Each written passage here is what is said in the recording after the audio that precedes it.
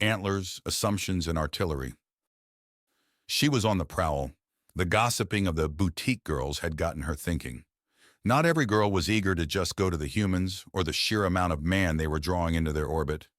Her initial plan had been to let a few years pass, really see how these human relationships end up, and then make a proper decision. After all, if the relationship doesn't last at least a decade, did you really have one to begin with? Or was it just a fling? But hearing about a soft, gooey center to a big, strong man, about them getting close and sweet, that was encouraging. So her plans had changed somewhat. She had just wanted to feel like a queen for her few days off. But now? The fabric of her dress brushes against her leg fur as she prowls forward. Her striped fur pattern normally makes her feel like her own pelt is showing off only how short she is. But with the dress exposing her back and the upper part of her bottom to let her tail sway even as it both hid and emphasized the rest. A deep, deep green to counter her ginger coat and make her bright green eyes seem even brighter. The whole sensation made her feel divine. She was Melina Longstride, and today she was going to get a taste of Undaunted. After all, there was more than just humans in it now. In fact, the humans were already in a minority, a consequence of being such a tiny species in such a big galaxy.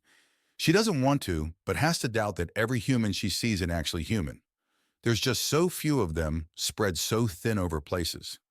Even if they were all in this arcology, the crowd she's seeing now would filter out what humans there are to nearly none. She sees a large crowd of women staring into a window and raises an eyebrow. Her curiosity is piqued, and with a bit of axiom, she bends space ever so and opens a window in the palm of her left hand. She sees what everyone is staring at.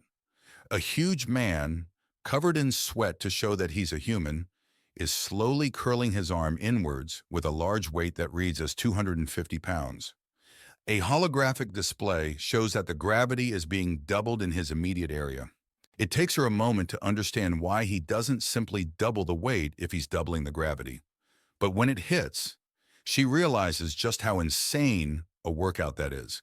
His heart and lungs, the increased weight is straining both internal organs, forcing them to toughen up, forcing his every internal organ to hold itself in its proper place.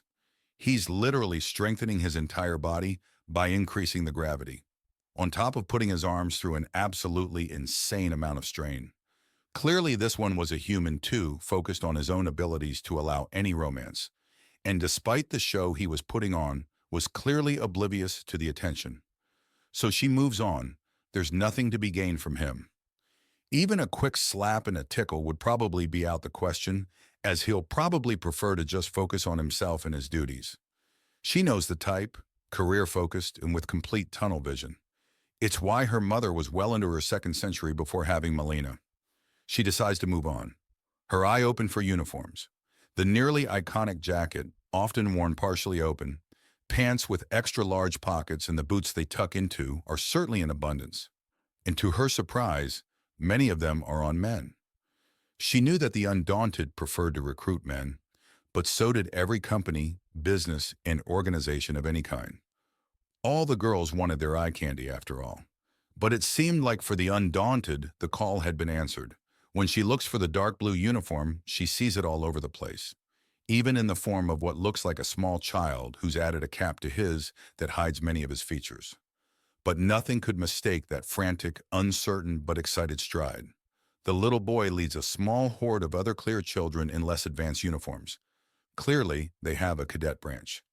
"Pardon me, ma'am," the boy with the name tag Private Stream says as he rushes by, shortly followed by the horde of other children. "Come on, guys, you gotta get faster if you want to be privates. We're going right through the crowds at a dead sprint." She turns to watch the show that follows in mere seconds. Private Stream and his follows charge directly into the crowd she had just passed by as they continue to stare into the gym's front window. And to her immense surprise, not a single one of them collides with a standing pedestrian. But there are many protests and exclamations of shock.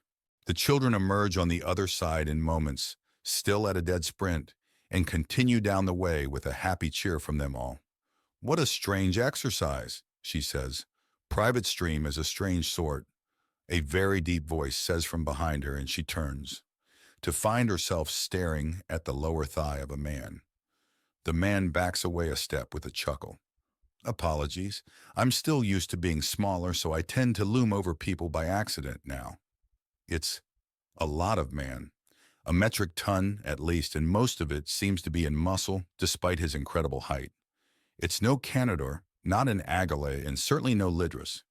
Just a Tret made to be 3 times as tall, which also makes him 3 times as broad and deep. 27 times more man than normal. It's a lot to take in.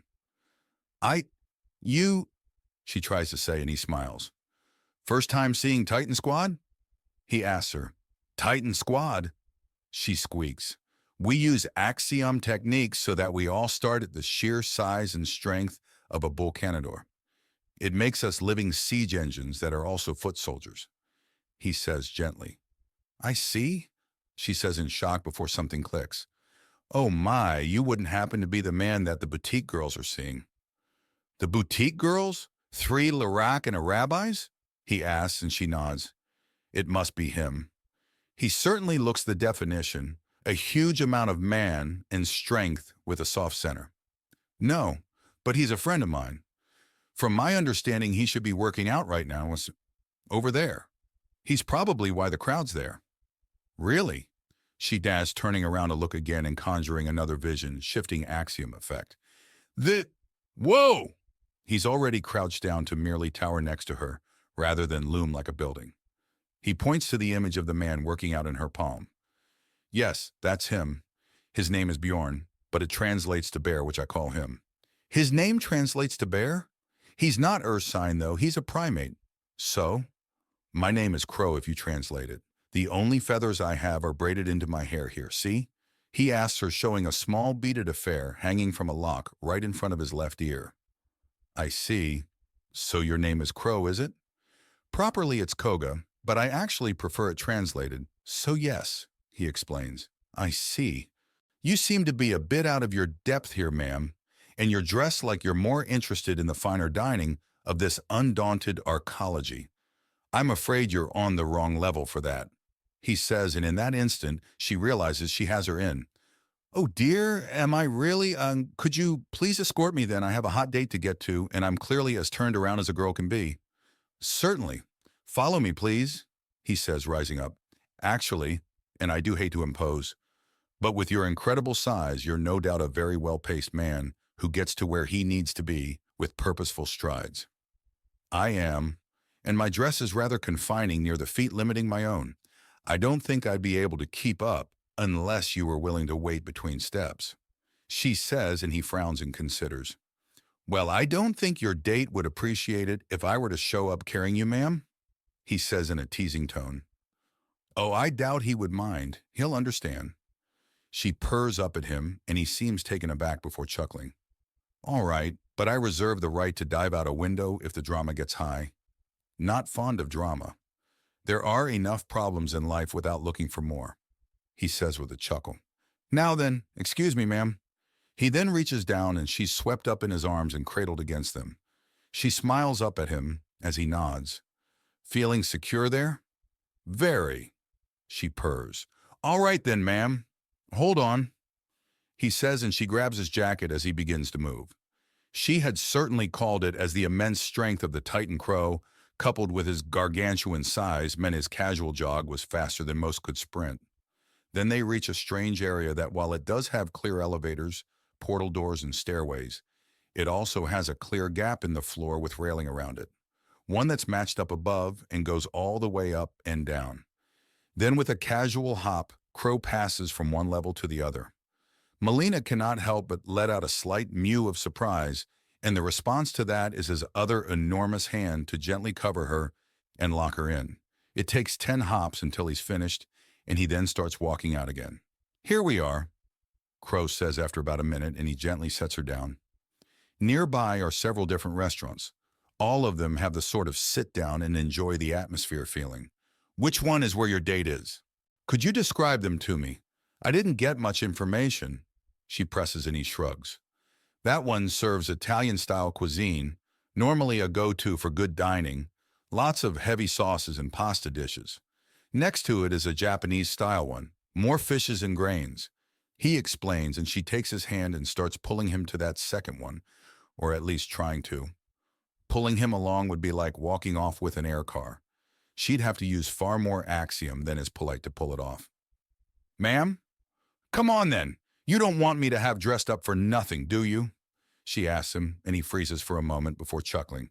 I will admit, most girls don't try this approach. Crow says in amusement. But why should I go along with you? Aren't you curious? She asks him, and he crouches down to gently brush the side of her cheek with the back of a knuckle. She purrs ever so slightly in response. Maybe, he answers before a mischievous smile crosses his face. But I wouldn't want to horn in on another man's girl. You know I don't actually have a date. I just wanted to feel good about myself. Please, Mr. Crow, help me feel like a woman. She scolds him and he smirks. How do you know I don't have duty? Beyond the confession you just gave me? Was that a confession? He asks, and her smile is shimmering now. He's quicker in the mind than body, and he just crossed half an arcology in mere minutes. I'll take it as one, and besides, don't you humans want to protect others? Don't you want to protect? Well, protect me. I don't know what might be on that big bad menu, and it would be so very, very embarrassing to be all dressed up with no one to go with. She says up at him, and he snickers. All right then, but I promise nothing, he says as he starts to move with her. She sees some girls giggling a bit as she drags the enormous prize of a man into the restaurant to try some fine dining and to see if the whole supersized human thing means that he's fully proportionate. It's going to be very, very tricky if he is.